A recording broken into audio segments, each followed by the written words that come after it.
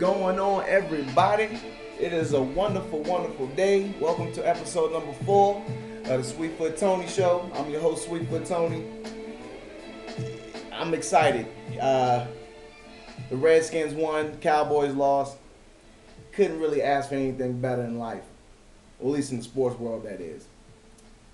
So let's get right back down to business, and we'll go ahead and address some comments from last week's show. I'll give you some predictions for next week. I apologize to everybody for not getting my predictions out before week 1 started, but I got my predictions, and it's the new segment I'm going to be introducing. It's called my week 1 predictions. Week 2 predictions are basically my season predictions. We'll go over that later, but let's get the first order of business out of hand is addressing last week's comments. Go on to sweetfootTonyblog.blogspot.com to comment on today's video, or you can go on J Sweetfoot Tony Cohen on Facebook if you want to comment on the show. David Hinton, he's a Facebook friend of mine. Seems like a very knowledgeable sports fan. Sometimes he can say some things that make me question whether he knows football. Nothing against him, but it's all in the spirit of debating. Basically, one of my statuses on Facebook, it says, that the Skins are going to be doing pretty well, and he comments saying that I'm fooling if I think that Washington is going to be better than Dallas this year. As a Redskins fan, I'm always going to be optimistic about that, David. I really think the Redskins have a legitimate shot of winning the division this year. I don't think Rex Grossman's comment was, wrong. It was bold, but I don't think he was wrong for saying that. He should, definitely believe in his team. But you said something about the Cowboys either being really good or really being really bad. And you had them ranging from 6-10 to 11-5. I think that's a real wide range. You're basically saying your team is either going to be really good or really bad because of your secondary, quote unquote. But let's just stick to the facts here. 6-10 and 11-5 is pretty drastic. At least with me, I'm saying 8-8, 9-7, 10-6 if we're lucky. I was saying this before I even knew who our starting quarterback was. And now that I know who our starting quarterback is, and now seeing what we did to a division opponent on week 1, I'm switching it from 9-7 to 10-6. But to be so extreme to say 6-10 to 11-5, that's really saying to me that you really don't know what your team is going to do, and you're confident either way that they're either going to be really bad or really good. Me, on the other hand, I know what my squad is doing, but that's neither here or there. But David, thanks for commenting on the show. Cowboy fans, feel free to comment on the show. If you want to talk Redskin Cowboy rivalry, we can do that all day. But if you want to put the pride aside and talk football, we can talk football. But once again, thanks for commenting on the show. Next order of business, we're going to be going over the Redskins' performance week 1. I think it was amazing. Rex Grossman was poised in the pocket. He fumbled the ball once, but he made up for it with a touchdown pass, so that's all that matters. The running game was pretty solid. I believe another block here and there, he could have broke a long one, but 79 yards isn't bad for to ask for rushing, especially when you put up over 300 yards passing. So it's still a pretty solid performance by Hightower. He's got a touchdown, so you fantasy owners, you got some points out of him. So I'm very confident the Redskins are going to be doing pretty well this year. We got Arizona next week. I think that's going to be another win because we're at home. We're going to be riding this momentum this entire season, and look for a pretty special season, Redskin fans. I can't stress it. The Cowboys, the Eagles, and the Giants are all going to have respective seasons, but this year we really have a legit chance. And just by looking at Rex Grossman and just how he's spreading the ball around in the offense, you couldn't ask for anything else. Fred Davis, for all you fantasy owners, I know he gave you some points. Fred Davis is balling this year. I will say this, I wouldn't be surprised if Chris Cooley, his production either goes down or we offer up a trade or some type of within the next year or two, because, hey, Fred Davis is balling. Chris Cooley's getting old. He's getting injured. I'd love to see him stay, but if his production fails or if he continues to play poorly or if he gets injured, don't be surprised if a trade comes up. But that's neither here or there. But I'm real confident about the team this year, so I'm gonna leave it at that. You can comment on the show, sweetfootTonyblog.blogspot.com or J Sweet for Tony Cohen. Real quick, next thing we're gonna do, we're gonna go over the AFC division winners. Last week I went over the NFC division winners. This year for the AFC North, I got the Ravens. They balled this year. The AFC South, I got Houston. It's their time. Peyton Manning is out. There's really nothing that any other team they can do. The Jaguars, I don't know what they were thinking by releasing their quarterback week 1. They still got the W, but I don't think McCallum is going to be able to last 16 games. But we will see. I hope so, because I got Mike Thomas on my fantasy team. AFC East, Patriots all day. The Jets are going to be good, but the Patriots, I mean, I don't know what they're smoking or drinking over there, but they're balling out there. It's unbelievable what they did. I know the competition wasn't that good in Miami, but you couldn't ask for a better performance. In the AFC West, shocker. It's up for grabs. It's really up for grabs. But I'm gonna have to go with the Bills. The Bills are really balling. They showed something last week, and they not only did they beat the Chiefs, they beat the defending division winners from last year. So you couldn't ask for you couldn't ask for a better performance. So I'm gonna go with a shocker.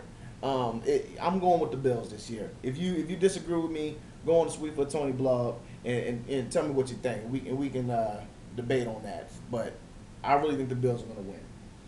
So that's that on that order of business. Next is my picks. This is a new segment that I'm going to be introducing, and I think everybody's going to be on this one because this is something fun for the fans. Everybody likes to be right, so they in the sports world. So I'm going to pick the teams I think are going to win for each week. I'm going to evaluate my record over the year. I want you guys to evaluate your record over the year, and then we'll compare records. But as for week 1, I had Baltimore losing to Pitt, but they ended up winning. We all know Chicago won. I had ATL winning. Cincinnati won. I had them winning. Houston beat Indy. I had them winning. Jack beating Tennessee. I had Tennessee winning that game, but Jacksonville won that game. I had Buffalo beating I had Kansas City beating Buffalo, and then I had Philly beating St. Louis, Detroit, Arizona, San Diego, San Francisco, Washington, Jets, and New England. So my record for week 1 was 11-4.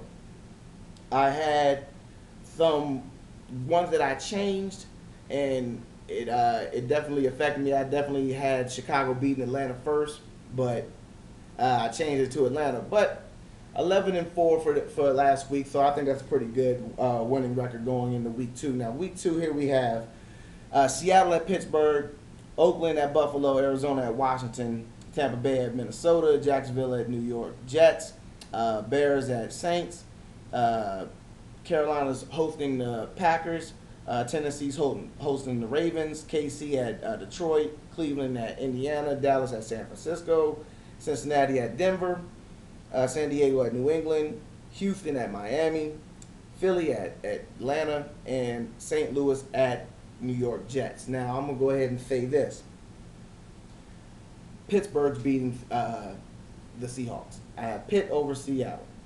I have Buffalo winning their game against Oakland. I have Washington winning their game against the Cardinals. Tampa Bay beats Minnesota. The Jets beat the Jaguars. The Saints beat the Bears. The Packers beat the Panthers. The Ravens beat the Titans. The Lions beat the Chiefs. The Browns beat the Colts. First 0-2 start in a long time for them. Once again, Peyton Manning's out.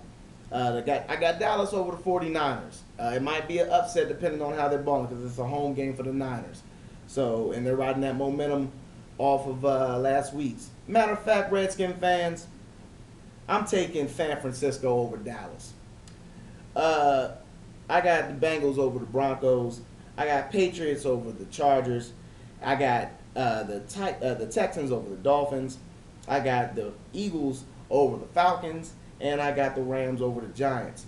Write down the schedule, or you can go on to NFLnetwork.com and check out the schedules, the lineup there. That's where I got them from. You can write them down, and you can keep up with me, and you can give me your feedback on my picks, or you can give me your own picks, and we can compare picks. Do that all on the Sweetfoot Tony blog.blogspot.com or J Sweetfoot Tony Cohen on Facebook. And next order of business before we get out of here is the question of the day. It's a revitalized question of the day. I know a lot of the Sweetfoot Tony fans know what the question of the day is on Facebook, but this is primarily for the sports world. The question of the day is Tony Romo a choke artist? This is for the Redskin fans. This is for all the Cowboy fans who feel that Tony Romo is their starting quarterback or is their franchise quarterback, and for any other football fans who want to join in on the festivities and basically talk about another game where Tony Romo has basically choked. Say what you want about any other quarterback. Cowboy fans, say what you want about my quarterback, Rex Grossman. He's thrown plenty of picks before in his career.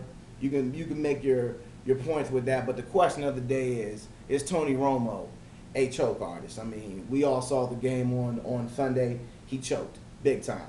I don't think he's a choke artist.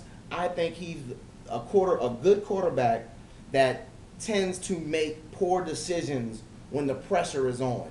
He's a great quarterback when he's not under pressure. But when he's under pressure, something in his mind goes off and he ends up making poor decisions. The fumble, that's neither here or there. He should have just wrapped it up or he should have just slid.